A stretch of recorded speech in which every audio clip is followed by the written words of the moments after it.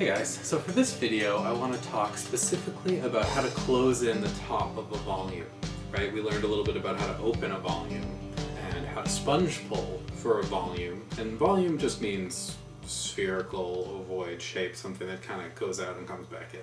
So you can see like this is about as much as you can do with ribs, right? Because you have to kind of be able to fit a rib on the inside of this piece in the hand position that I've demonstrated before. I'm planning to do a video specifically on ribbing, so I'll do that soon. But you can see I had a hard rib on the inside and a softer one on the outside, sheet metal versus hard plastic. And this is about as far in as you can get this. So we have to find another way to close the top of this in if we want to have like a small hole at the top. So I'm going to demonstrate that for you now. Okay guys, you can see I have the sheet metal rib here just finishing off the top of this curve, but this is really all I can do with it, right? Because this is the width of the pot. I had to be able to get my hand down inside there and also a rib on the inside of this piece. So the question is, how do you make the diameter of this circle smaller? So there's a great technique for doing that. It's done dry most of the time, so I refer to it as dry throwing.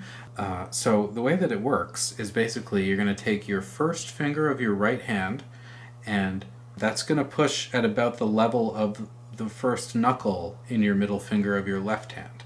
So it's like this, but with the pot in between. So we're right about here.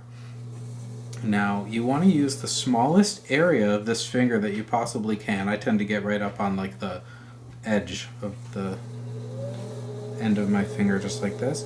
And you want to just gently start to apply pressure.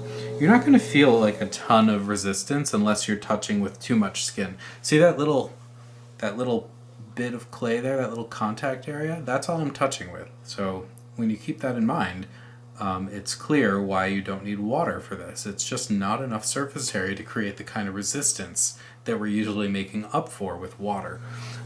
So I'm just going to start down below the area that I want to affect. So I'm going to take this part of the curve and then change this part of the curve gradually. So I'm just gently, super gently, like a little tiny bit at a time, pushing in with my first finger, just like this. Okay, so the diameter of our little egg shape here shrunk by a fair amount. I didn't measure it actually, but it's quite a bit smaller now. So now I'm going to go back to about the same area where I was before. So down the pot a little bit and gradually apply pressure. You have to do this really slowly or you can end up twisting the wall. So just got to take your time. It takes a few passes. And I'm just pushing and supporting on the inside like that. And now we're even smaller. You can see it's not a perfect curve by any means, right? It's kind of a bump here and a low spot there, but you start to make up for those areas like as you get closer and closer to the final diameter.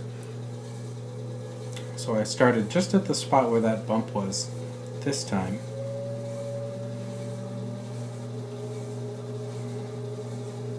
And my inside finger is just tracking with my outside finger. This is the hand position. This is really important. Left thumb touching my right first finger, right where the nail is, and then my middle finger of my left hand is on the inside. Boop, just like that.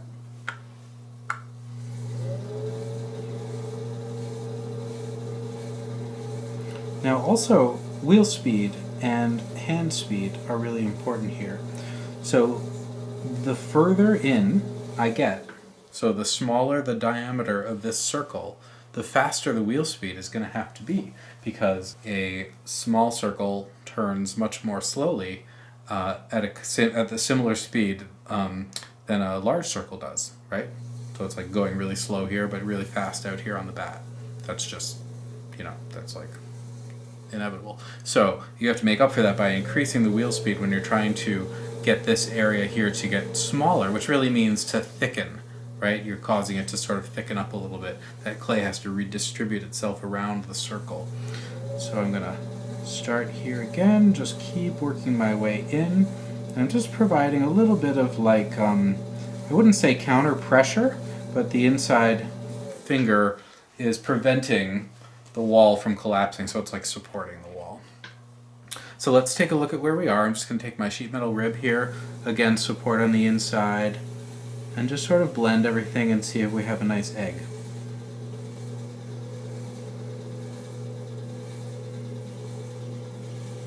It's not so much that we want an egg, it's part of another piece. So in order to make a beautiful vase that has a good volume at the bottom, you have to learn how to make an egg. It's pretty easy actually, just throw a cylinder right onto this vase and do a two-part vase. And in fact, there's a video series on two-part vases that you can check out anytime.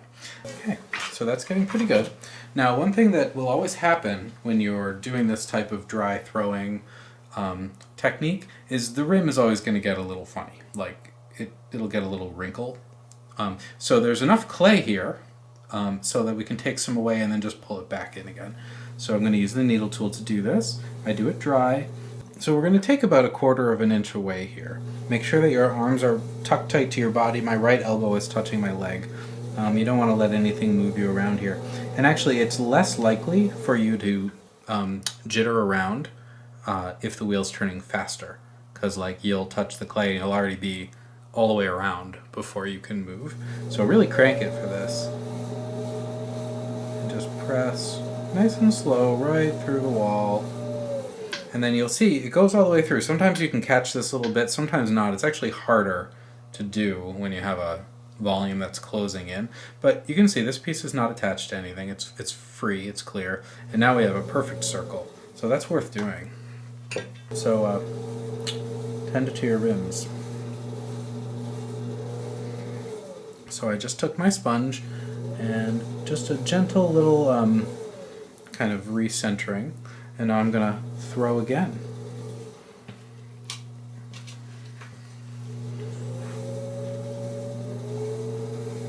Just getting a little extra slip off there. I'm just trying to demonstrate this dry so that you can kind of do parts of it wet but not the whole thing. But dry is better because it's not weakening this thin wall up here. So again, the corner of the first finger of the right hand supported by the middle finger of the left. And I'm actually starting to push down now with my first finger of my right hand. And what that does, you can see, is it makes like a little vertical part of the wall, right? So that's like a little cylinder that you can kind of pull, actually. So now you have that material that you cut off again, and you can just push that right into the center. And it'll be even smaller. An even smaller circle. There's a potter you guys should look up. Her name is Toshiko Takaezu. She's a Japanese American potter who makes these sorts of absolutely beautiful like egg forms. Check them out. They're really wonderful shapes. Okay, so I'm going to start back down here one more time.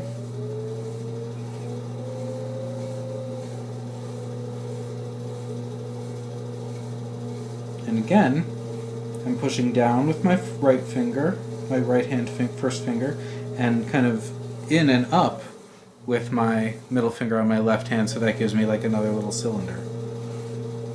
And then I can just turn that in. So you can see the circle gets smaller and smaller. It's actually possible to close the piece in completely.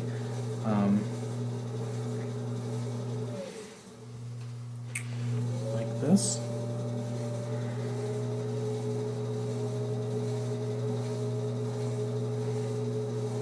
One thing that was happening here just now, I was getting a bit of a shoulder because I kept taking a piece of the wall and pushing it in, right? And that leaves you with a bit of a shoulder. So I just went back out here more and kind of like combined the shoulder with the rest of the wall.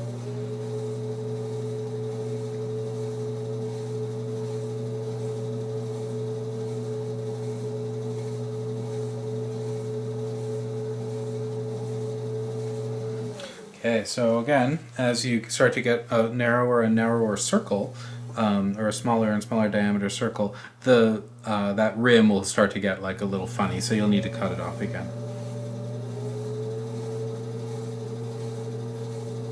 Like that. Take my sponge and my first two fingers and just sort of center that up a little bit. Clean it up a little bit. Now I'll take my sheet metal rib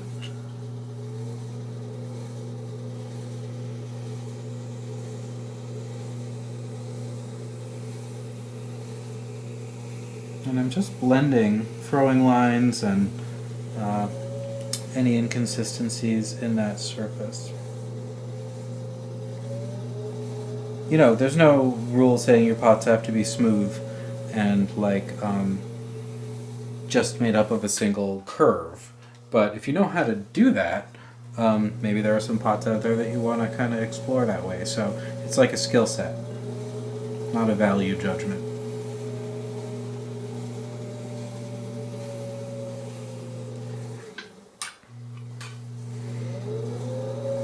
Okay guys, I hope you enjoyed my video on how to dry throw or how to close a circle in.